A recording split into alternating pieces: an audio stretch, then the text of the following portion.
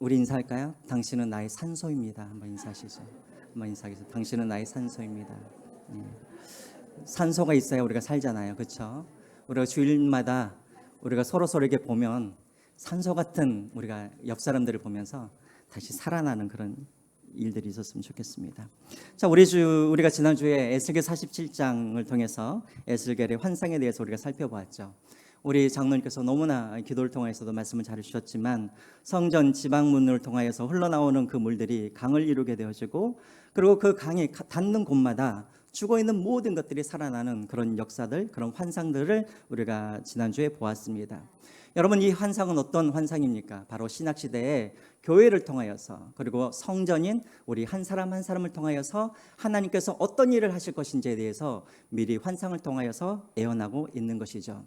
이 환상은 어떤 내용입니까? 바로 교회를 통하여서, 성전인 우리를 통하여서 우리가 만나는 사람들마다 우리 안에 계시는 그 예수 그리스도, 복음, 성령이 그들에게 흘러가서 죽어가는 세상이, 죽어가는 영혼들이 살아나는 그런 역사가 일어날 것이다라고 하는 그런 교회의 사명을 이 환상을 통하여서 우리에게 보여주셨습니다. 우리 교회도 앞으로 이런 교회가 되어야 할 것입니다. 안으로만 모이는 교회가 아니라 밖으로 나아가는 그런 교회, 그래서 죽어가는 그런 영혼들을 살리는 그런 사명들을 우리가 계속해서 해나가야 할 것입니다. 자, 그러면 여러분들에게 한번 질문을 할게요. 저번 주에 이 설교 말씀을 여러분들이 듣고 나서 여러분들 안에는 이 설교를 듣고 나서 두근거리는 마음이 생겼습니까? 아니면 여러분들 안에 답답한 마음이 있었습니까? 어떤가요? 이 설교를 들으면서 내가 교회이고 내가 성전인데 나로 통하여서 이 세상에 죽어가는 것들이 살아난다? 여러분, 이 이야기를 들으면서 여러분들에게는 어떤 마음이 들으셨습니까? 기쁘셨습니까? 아, 내가 그렇게 살아야겠다? 아니면 답답한 마음이 드셨습니까? 사실은 저는 이 설교를 준비하면서 저에게는 답답한 마음이 들었던 것 같아요. 어떻습니까, 여러분? 여러분들은 지금 예수님을 믿고 계시고 여러분들 안에는 성령 하나님께서 살아계십니다. 그렇다면 오늘 에스겔 47장에 보여주셨던 그 환상이 여러분들의 일상 가운데, 삶 가운데 실제로 그런 일들이 일어나고 있으십니까? 여러분들을 만나는, 매일매일 만나는 여러분들의 자녀가, 여러분들이 매일매일 만나는 여러분들의 배우자가 여러분들을 통하여서 그들이 살아나는 그런 역사들이 여러분들의 가정 가운데 그런 일들이 일어나고 있습니까? 또 여러분들의 직장은 어떻습니까? 여러분들이 만나는 사람들마다, 또 여러분들의 직장 안에서, 여러분들이 속해 있는 그런 공동체 안에서 여러분들로 말미암아서 죽어가는 그 영혼들이 살아나고 있는 그런 기적들이, 역사들이 일어나고 있습니까? 아니면 다른 사람들은 다른 사람들이 아직은 다른 사람들이 살릴 그런 형편은 안 되고 나도 지금 죽겠는데 이런 마음이 생기십니까? 여러분, 이상하죠? 분명히 성경에서는 우리에게 약속하지 않았습니까? 우리가 요한복음 4장에 보면은 예수님께서 약속하셨죠. 너희들이 나를 믿고 내가 주는 물을 마시면 너희들은 목마르지 아니할 것이라고 그렇게 약속하셨는데, 우리가 지금까지도 살아가다 보면 우리는 늘 목마르잖아요. 그렇죠? 또 요한복음 7장 17절에도 예수님께서 약속하셨죠. 너희가 나를 믿으면 너희의 배에서 무슨 강이 흐르리라? 생수의 강이 흘러나올 것이다 라고 그렇게 말을 했는데, 우리 안에는 생수의 강이 흘러나오는 것이 아니라 날마다 우리에게는 원망과 불평과 짜증 섞인 말들이 나오지 않습니까? 또 요한복음 10장 10절에도 말씀하고 계시죠. 내가 온 것은 너희들에게 생명을 주고 더 풍성히 주기 위함이라고 그렇게 말씀하셨는데, 내 삶에는 풍성함이라는 것은 찾아볼 수도 없고 늘 빈곤하고 영적으로 가난하고 늘 나는 영적으로 허기진 그런 삶들을 우리가 살아가고 있지는 않습니까?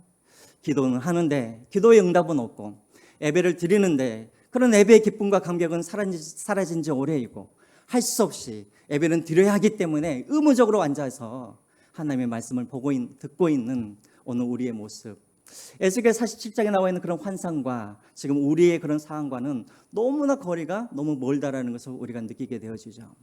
그래서 사실 저는 47장 저번 주에 설교를 할 때마다 저 안에는 답답한 마음이 있었습니다. 왜 이런 일이 나에게는 일어나지 않고 있을까?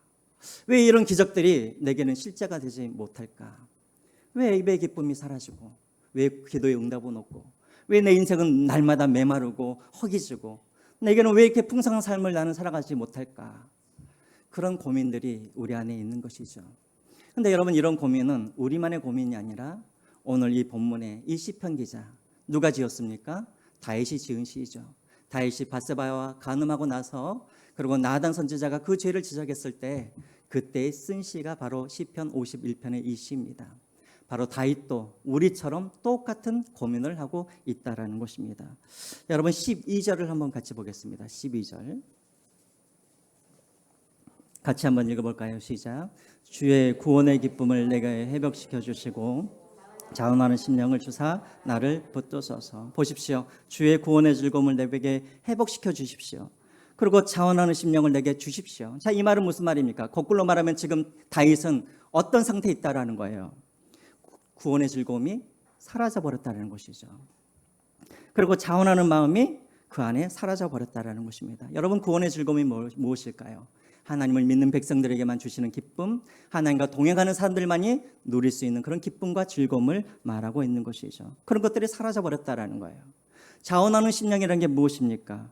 다시 말해서 예배를 드리고 싶어서 드리는 것이 아니라 억지로 예배를 드리고 있는 사람들이 있는 것이죠. 자원하는 심령은 무엇이냐면 내가 억지로 예배를 드리는 것이 아니라 내가 기뻐서 하나님 앞에 예배를 드리는 그런 마음인 것이죠. 지금 다윗은 지금 어떤 마음이냐면 하나님을 찬양하는데 억지로 찬양을 하고 있고, 하나님께 기도를 하는데 억지로 기도를 하고 있고, 지금 하나님께 예배를 드리는데 억지로 할 수 없이 예배를 드리고 있는 지금 다윗의 심정이, 상황이 지금 이렇다라는 것입니다. 여러분, 참 이상하죠. 다윗이라는 사람 어떤 사람입니까? 여러분, 시편이 총 150편이죠. 그런데 그 150편 중에 73편이 다윗의 시입니다. 자, 이 말은 무슨 말이냐면 다윗은 늘 하나님을 섬기며 하나님을 예배하며 하나님을 찬양했던 사람이었습니다. 심지어 사울로 인하여서 쫓겨다니던 그 광야 시절에 그는 상황과 환경에 그는 상관하지 아니하고 늘 하나님께 예배했던 그런 사람이었다는 것이죠. 그런데 그런 다윗이 지금 찬양이 사라져 버렸습니다. 예배의 감격이 사라져 버렸다는 거예요. 그 이유가 무엇일까요? 왜 그것들이 다 사라져 버렸을까? 1절과 2절에 그 이유가 나와 있죠. 우리 1절과 2절 또 같이 한번 읽어보겠습니다. 시작. 하나님이여 주의 인자를 따라 내게 은혜를 베푸시며 주의 많은 긍휼을 따라 내 죄악을 지워주소서.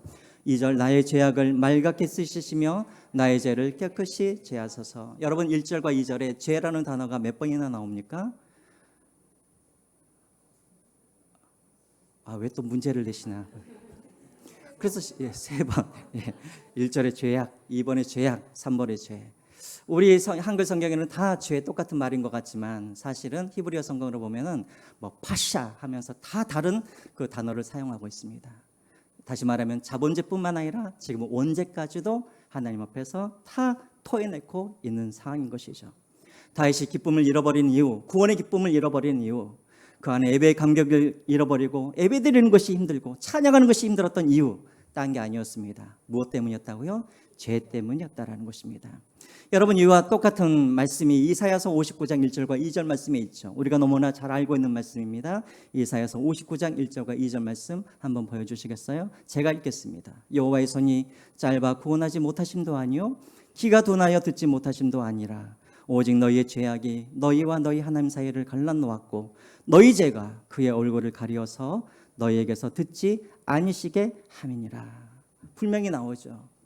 우리 안에 예배의 감격이 사라지고 기도를 하여도 하나님의 응답이 없고, 그리고 찬양을 하고 싶지만 찬양을 하기 위하여서 입이 열려지지 않고 늘 목마르고 늘 허기진 인생을 살아갈 수밖에 없는 이유, 하나님과 우리 사이에 무엇이 가로막고 있기 때문에, 죄가 가로막고 있기 때문에 우리가 그렇게 살아갈 수밖에 없다라는 것입니다. 우리 안에 죄가 있으면 어떤 일들이 생기는가? 11절에 그게 나오죠. 우리 안에 죄가 있으면 어떤 일이 생기는가? 11절 같이 한번 보겠습니다. 죄송합니다. 오늘 본문 11절입니다. 같이 한번 읽어볼까요? 시작. 나를 주 앞에서 쫓아내지 마시며 주의 성령을 내게서 거두지 마소서. 구약 시대 때는 죄를 지으면 하나님께서 어떻게 하십니까? 성령을 거두어가 버리시죠. 성령을 거두어가시면 그 사람은 어떻게 됩니까? 하나님 앞에 버림을 받게 되어지죠. 다윗도 마찬가지입니다.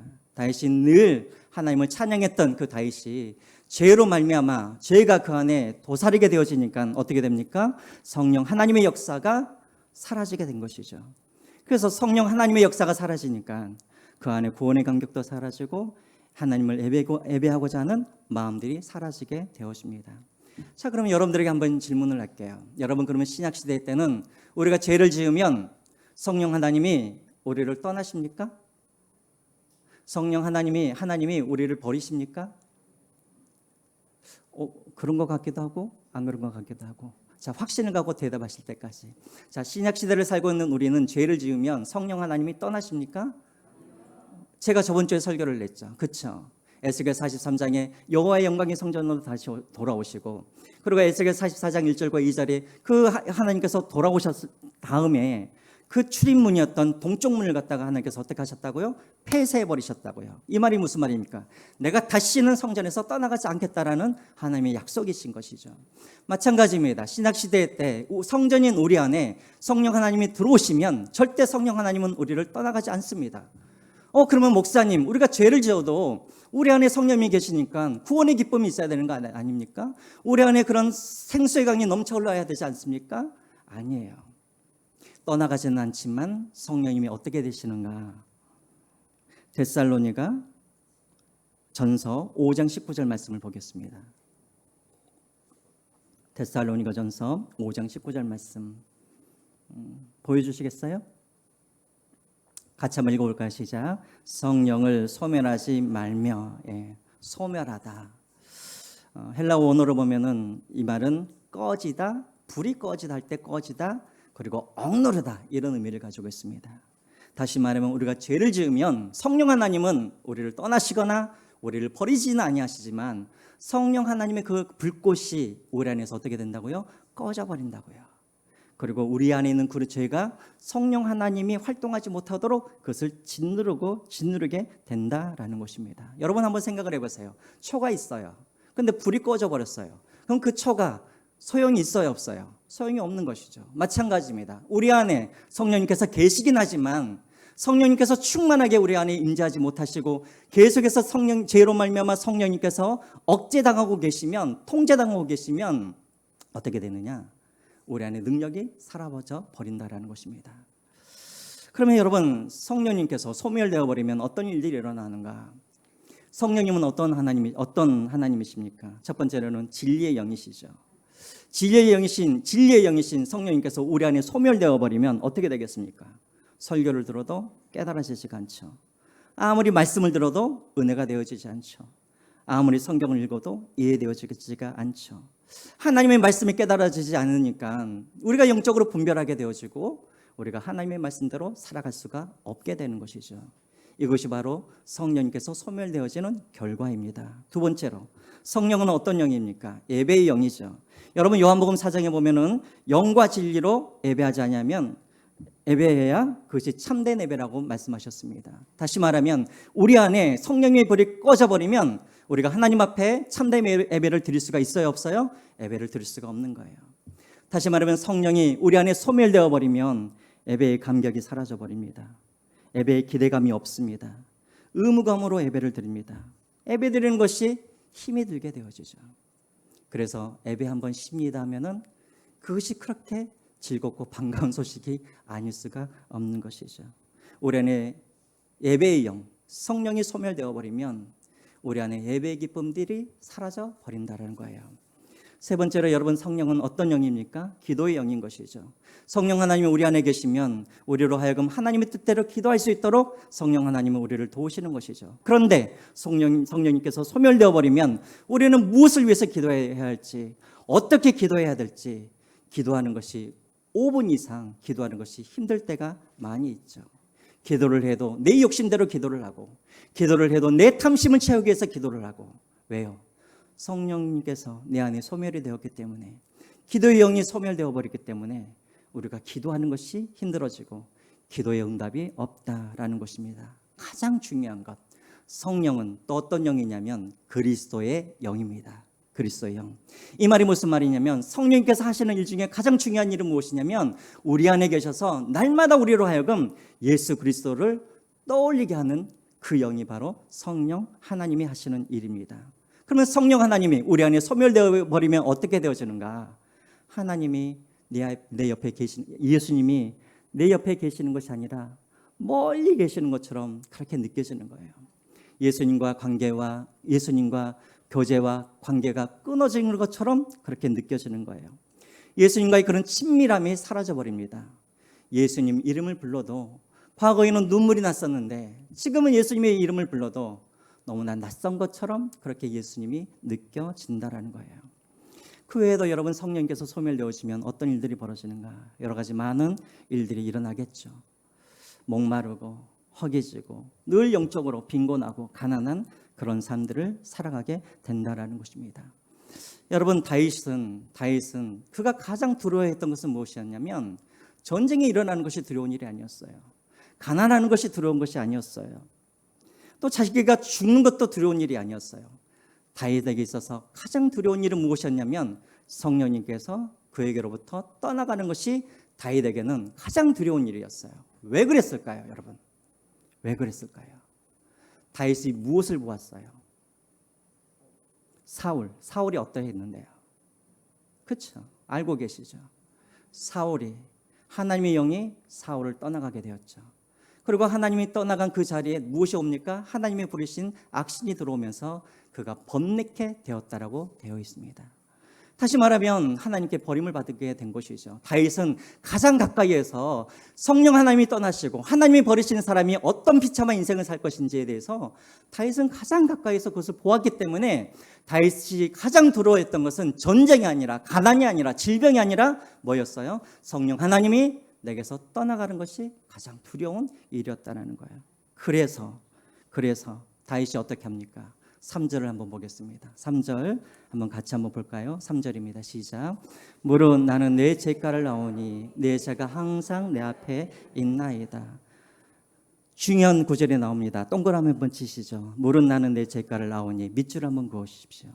가장 중요한 구절이에요. 나는 내 죄가를 아오니. 여러분, 회개는 누가 하는 걸까요? 누가 회개를 하는 걸까요? 예, 내가 죄를 아는 사람만이 죄를 회개하는 거예요. 거꾸로 말하면 회개는 그 죄가 죄인 줄 아는 사람만이 하는 게 회개인데, 반대로 말하면 그 죄를 지어도 그것이 죄인 줄 모르게 되면 그 사람은 절대 회개할 수가 없는 거예요. 그래서 여러분, 하나님의 은혜는 무엇인가? 물론 죄를 짓지 않는 것도 하나님의 은혜이지만 우리가 연약한 육체를 가지고 이 죄 많은 세상에서 살아갈 때 우리는 죄를 안 지을 수가 없는 것이죠. 그래서 여러분, 진짜 은혜 중에 은혜는 무엇이냐면 내가 죄를 지었을 때 그 죄가 죄로 알게 되는 것, 이것이 은혜라는 것입니다.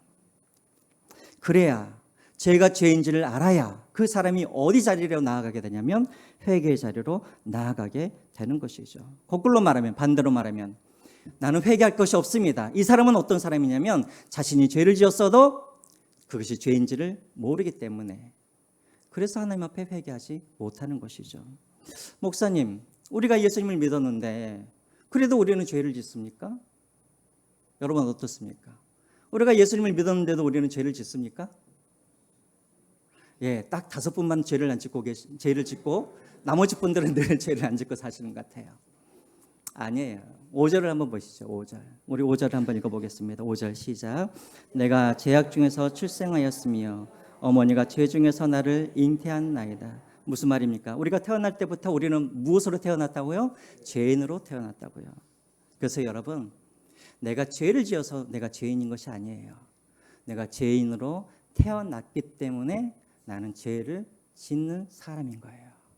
이해가 되시죠?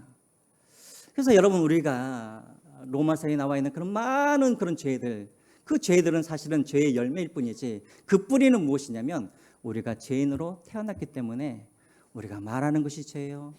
우리가 보는 것이 죄예요. 우리가 행동하는 그 모든 것이 다 죄뿐이라는 것입니다. 목사님, 예수님께서 우리를 위해서 죽으셔서 우리의 모든 죄가 용서를 받았는데 왜 죄인이라고 하십니까? 그것은 하나님께서 법적으로, 이건 법적 용어예요.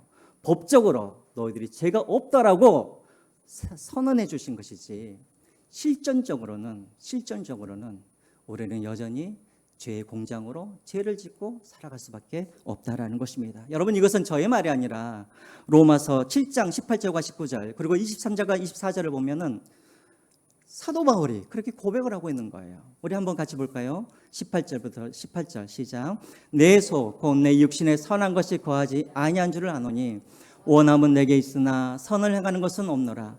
내가 원하는 바 선을 행하지 아니하고 도리어 원하지 아니하는 바 악을 행하는도다. 예, 사도 바울과 같이 그렇게 믿음의 사람도 뭐라고 합니까? 나는 선을 행하고 싶은데 막상 어떤 일을 하다 보면 죄를 짓고 있다라는 것이죠. 그래서 어떻게 고백합니까? 24절, 25절입니다. 24절 시작. 24절입니다. 시작. 오라 나는 공고한 사람이라도 이 사망의 몸에서 누가 나를 건져내랴. 우리 주 예수 그리스도로 말미암아 하나님께 감사하리로다. 없습니까? 제가 읽겠습니다. 다시 한번 읽을까요? 시작. 우리 주 예수 그리스도로 말미암아 하나님께 감사하리로다.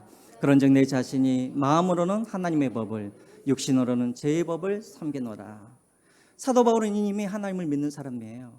그럼에도 불구하고 여전히 육신의 법과 그리고 성령의 법이 그 안에서 싸우고 있는 것을 그가 알고 있는 것이죠. 그래서 오라 나는 공고한 자라. 이 사망의 몸에서 누가 나를 건져낼고 하면서 한탄하는 그런 것을 고백하게 되어집니다. 목사님, 그러면 그리스도인과 세상 사람들의 차이는 무엇입니까? 세상 사람들도 죄를 짓고 우리도 죄를 짓는데 그럼 그리스도인들과 세상 사람들의 차이는 무엇입니까? 무슨 차이가 있어요? 그리스도인들은 죄를 지으면 그것이 뭐인 줄 알아요? 죄인 줄 알아요. 그래서 하나님 앞에 회개를 해요. 그래서 여러분, 그리스도인들은 누구인가? 회개하는 죄인인 거예요. 그러면 세상 사람들은 어떤 사람들인가? 죄를 짓지만 그것이 죄인지를 몰라요. 그래서 회개하지 않아요. 그래서 세상 사람들은 어떤 사람들이에요? 회개하지 않는 죄인인 거예요. 그리스도인과 세상 사람들의 차이는 무엇인가? 딱 이거예요. 우리는 회개하는 죄인이고 세상 사람들은 회개하지 않는 죄인인 거예요. 그래서 제가 늘상 여러분들에게 이야기를 하지만 천국은 죄가 없는 사람들이 천국을 가는 것이 아니라 회개하는 사람들이 가는 곳이 어디예요? 바로 천국이라는 것입니다. 그래서 여러분, 죄를 지어서 그 죄가 죄인지를 알고 깨닫는 것이 바로 하나님의 은혜 중에 은혜인 거예요. 그래야 내가 은혜의 자리로 나아갈 수가 있으니까 그렇습니다. 여러분, 다윗을 한번 보십시오. 다윗이 무슨 죄를 지었죠? 밧세바와 간음을 했습니다. 그 다음에 또 무슨 죄를 지었습니까? 그것을 숨기기 위해서 어떻게 합니까? 밧세바의 남편이었던 우리아를 어떻게 해요? 죽여버리죠. 여러분, 이것은 누가 봐도, 초등학생이 봐도 이것은 죄인 거예요. 그런데 다윗은 그것이 죄인지를 몰랐어요. 왜요? 회개하지 않았거든요. 회개를 했다면 그가 죄인 줄을 알았겠죠. 그런데 그것이 죄인 줄을 몰랐기 때문에 그가 회개 자리로 나아가지 않았던 거예요. 그럼 여러분들에게 한번 질문을 할게요. 다윗이 처음 밧세바와 간음을 하고 난 이후에 나단이 등장해서 그것이 죄라고 말을 해서 다윗이 그것이 죄인 줄 알지 않았습니까? 그러면 밧세바와 간음을 한 이후로 나단이 등장할 때까지 그 기간이 얼마 정도라고 여러분들은 생각하세요? 그 기간이 한 3개월? 한 4개월? 어느 정도 기간이 흘렀다고 생각하세요? 처음 죄를 지었을 때와 나단이 그것이 죄라고 다윗에게 알려줬을 때 그 기간이 어느 정도라고 생각하세요? 네? 왜 그렇게 생각하세요? 그렇죠. 적어도 1년이에요. 왜냐하면 밧세바가 누구를 낳았어요? 아기를 낳았어요. 아기가 낳은 이후에 나단이 나타나서 그것이 죄라고 이야기를 한 거예요. 여러분, 끔찍하죠. 다윗이 누구예요? 아까도 말했던 것처럼 시편을 73편, 여기에 기록된 것만 73편이지 사실은 얼마나 많은 시편을 썼겠습니까? 늘 하나님께 예배하고 찬양하고 하나님은 그렇게 잘생겼던 그가 그렇게 끔찍한 죄를 지었음에도 불구하고 그것이 죄인지를 몰랐어요. 몇 년 동안? 적어도 1년 이상 동안은 죄인지를 몰랐다는 거예요. 그래서 회개 자리로 나아가지 않았기 때문에 그가 1년 이상 동안 어떻게 살았습니까? 구원의 기쁨도 사라지고 그리고 자원하는 심령도 사라지고 그렇게 살아갔다는 거예요. 그래서 여러분, 은혜는 무엇이에요? 그 죄를 지었을 때 그 죄가 죄인 줄을 깨닫는 것이 여러분 은혜인 거예요. 그래서 여러분은 항상 기도를 하세요. 주님, 내가 죄를 지었을 때 그 죄가 죄인 줄을 알게 하여 주십시오. 그래서 회개 자리까지 나아가게 하여 주십시오. 이것이 여러분 은혜인 것입니다. 자, 그러면 회개하면 어떤 일들이 일어나게 되어지는가? 하나님께서 용서하시면 어떤 일들이 일어나게 되어지는가? 10절부터 12절까지입니다. 10절부터 12절까지 우리 같이 한 목소리로 읽겠습니다. 시작. 하나님이 우리를 용서해 주시는 이유는 죄송합니다. 하나님이여 내 속에 정한 마음을 창조하시고 내 안에 정직한 영을 새롭게 하소서. 나를 주 앞에서 쫓아내지 마시며 주의 성령을 내게서 거두지 마소서. 주의 구원의 즐거움을 내게 회복시켜 주시고 자원하는 심령을 주사 나를 붙드소서. 여러분, 하나님이 우리의 죄를 용서해 주시는 이유는, 목적은 무엇이냐면 단순히 죄를 없게 하시는 것이 목적이 아니에요. 그 죄를 용서하셔서 없이 하시고 그 다음에 최종 목표는 무엇이냐면 다시 우리를 회복하시기 위함이라는 것입니다. 오늘 이 본문을 보십시오. 10절에 보시면 무엇을 회복해 달라고 합니까? 우리 안에 정한 마음들 그리고 정직한 영을 새롭게 하여 주시옵소서.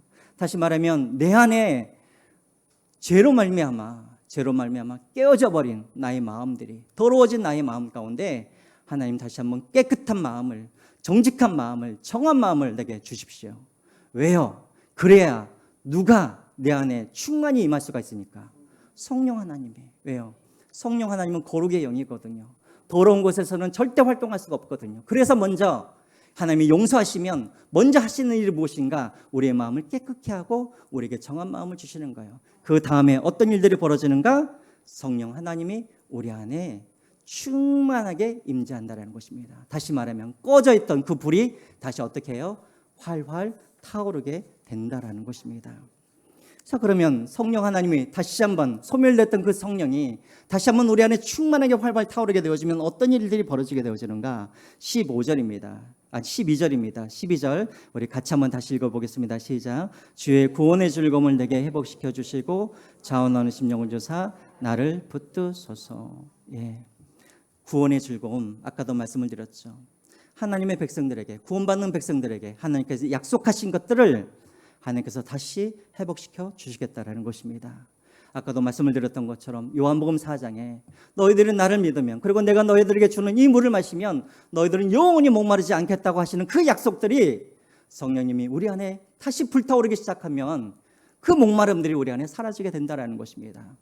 또 요한복음 7장에 나와 있는 것처럼 예수님은 우리의 생명의 떡으로 오셨어요. 다시 말하면 성령님께서 우리 안에 다시 충만하게 임재하시면 그동안 허기졌던 우리 인생이 다시 한번 풍성한 그런 삶들로 바뀌게 된다라는 것입니다. 주님, 가난하여도 나는 주님 한 분만으로 나는 만족합니다.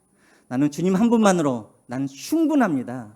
이런 고백을 하면서 우리는 풍성한 삶을 살아가게 된다라는 것입니다. 근데 여러분, 제가 이 본문을 읽으면서 제가 제일 회복되어지고 사모되어지는 회복이 있습니다. 그것이 무엇이냐면 뒤에 나와 있는 무슨 심령? 자원하는 심령. 여러분, 이번 한 주간 살아가실 때 주님 내게 자원하는 심령을 주십시오. 이것을 붙들고 기도할 수 있는 여러분들이 되었으면 좋겠습니다. 여러분, 자원하는 심령이 사라져버리면 어떤 일들이 벌어질까요?